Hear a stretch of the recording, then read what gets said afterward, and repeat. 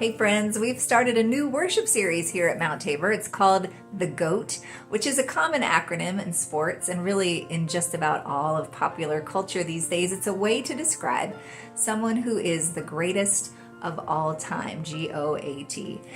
As Christians, we believe that Jesus is the greatest of all time. And so over the next few weeks, we're going to be digging deeper into what it is about Jesus that makes him so great. And we're going to be looking specifically at parts of Paul's letter to the Colossians. This letter to the Colossians was written from Paul's first imprisonment in Rome.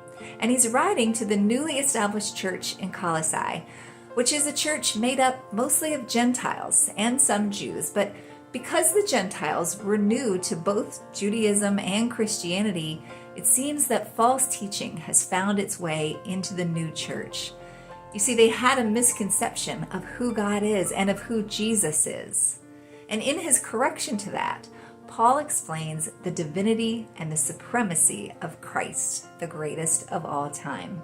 See, it's easy to be influenced by the culture, like the Colossians were, and to be fooled into wrong beliefs if we don't know who God is and who Jesus is. Paul knew that these new Christians needed to be equipped with the right information so that they would have the right understanding of who Jesus is, so that they could follow him in truth and uphold their faith. Friends, if we want to know Jesus and if we want to follow Jesus, we have to know the truth about who he is. And the truth is, he is the greatest of all time because he is God in the flesh.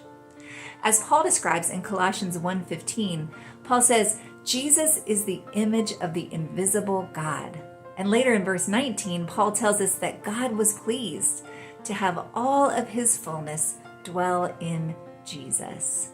How we view God and how we view Jesus impacts how we approach our faith and how we live out our faith. Paul knew this, and it's why it was so important for Paul to teach these new Christians to view Jesus with the truth, that he is God's Son, that he is God in the flesh, and therefore he is worthy of our devotion, he is worthy of our obedience, and he is worthy of our praise.